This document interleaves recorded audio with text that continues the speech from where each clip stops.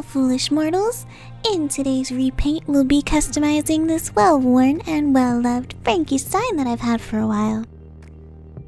She's a bit dirty and grimy, but we'll clean her up nice. We're turning her into the Nara skin from PUBG. I mean Overwatch. I'm totally kidding.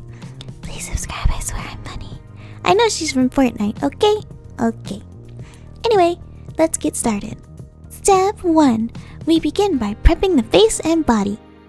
To do that, we clean the factory paint off with 100% pure acetone. Use Q-tips and swooping motions to keep the paint to one isolated area. Then, using an old screwdriver, we're removing all the old plugs and glue by scraping the heck out of the sides. Next, using an X-Acto knife, we cut a C-shaped slit right in the back of the head. I do this to ensure I'm getting all the old globs out of there. Just look at that gunk. It's both nasty and relieving. Then, just taking super glue to close the gap we just made.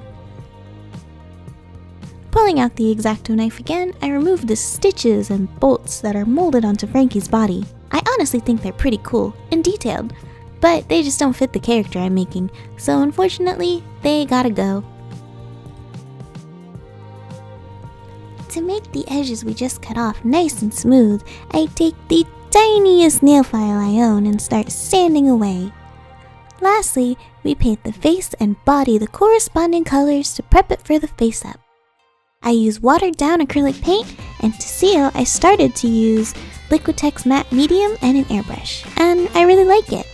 I decided to paint the body black to make it look like she's wearing a latex suit. After she's dried and sealed, we're ready for a face up. Now, onto the face. I begin by outlining a rough idea of how I want the eye shape to look, then paint over the sclera in white. This gives me a nice base and helps me decide where and how big I want the pupils to look. After the white acrylic dries, I add another layer of sealant.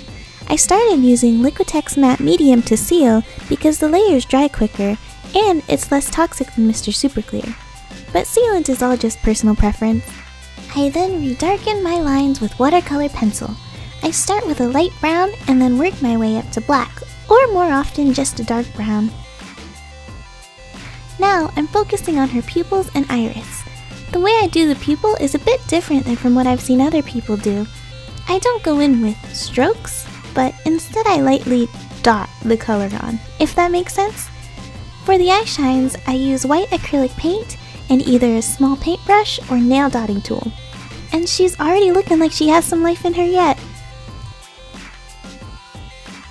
Then, after another layer of sealant, I darken the lines even more.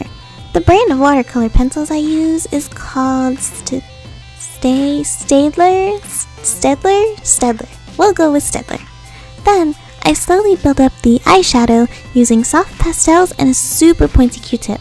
I use one end to build up the color and the other end to blend the colors out like so, until it looks nice and blended out and almost like real makeup.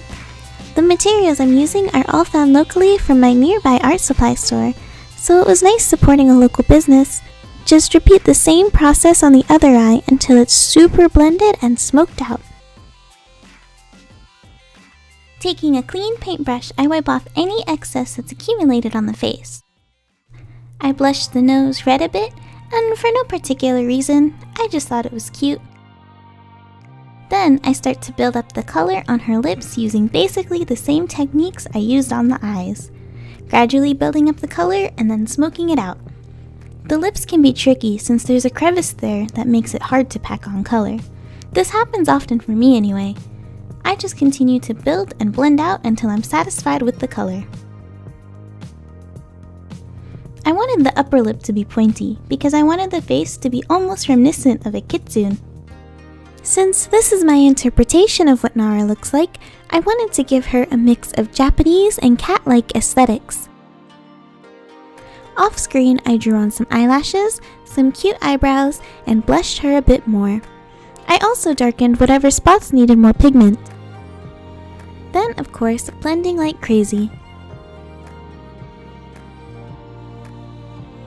Moving on to highlighting, I use a white watercolor pencil to highlight the bridge of her nose. I also add some smaller, more realistic eye shines. Then, I just darken and highlight whatever spots I think need it.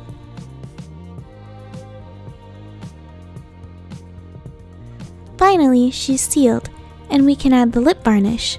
I like to take my time with this because I love how shiny it makes her lips. And with that, her face is finally complete.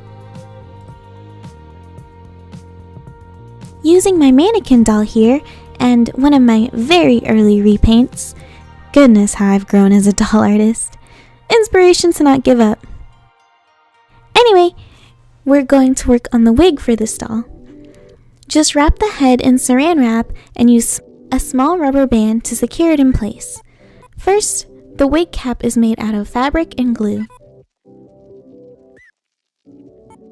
Next, I used yarn wefts to create this super cute asymmetrical bob.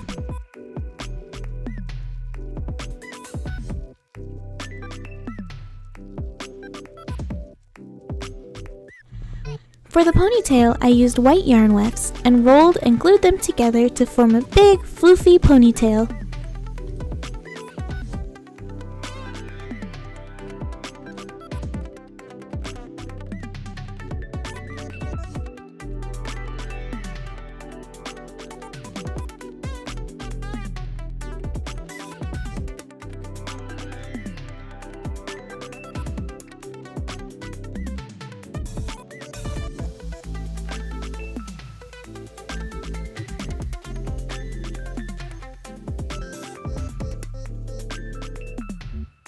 Then I add on a layer of black yarn wefts.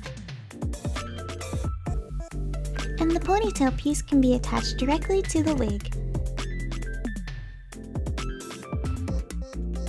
Then, using epoxy sculpt, I smoosh it on the face until I get somewhat of a mask shape.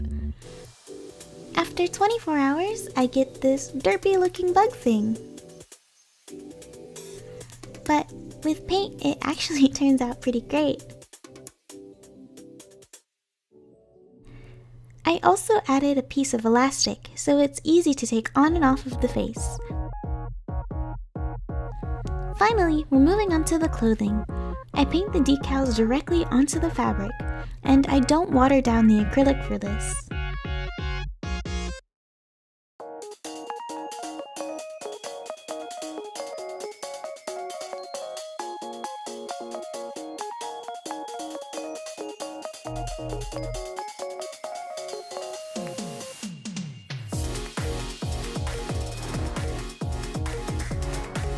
I continue to paint on the details until I'm satisfied with the results.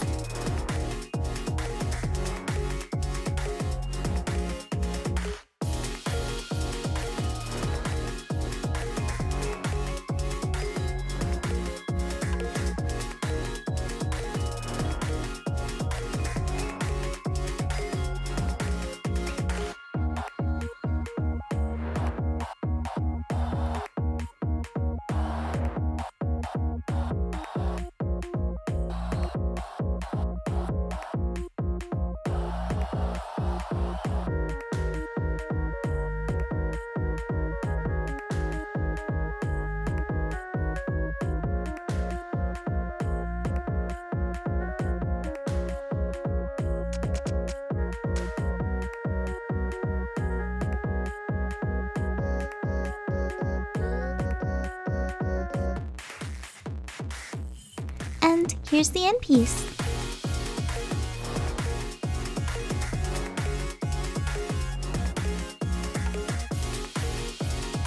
For the gold necklaces Nara wears, I actually just used some gold nail tape that I had on hand.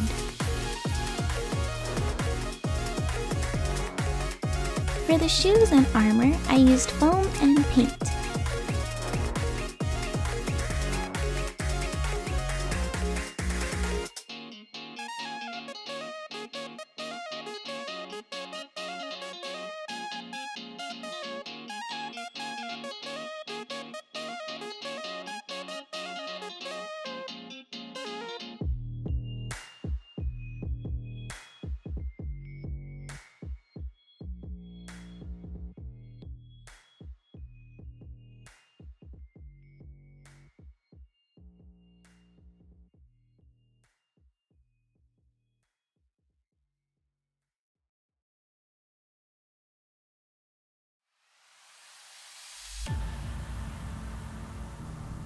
And finally, we have all our pieces ready to go. Let's get her dressed.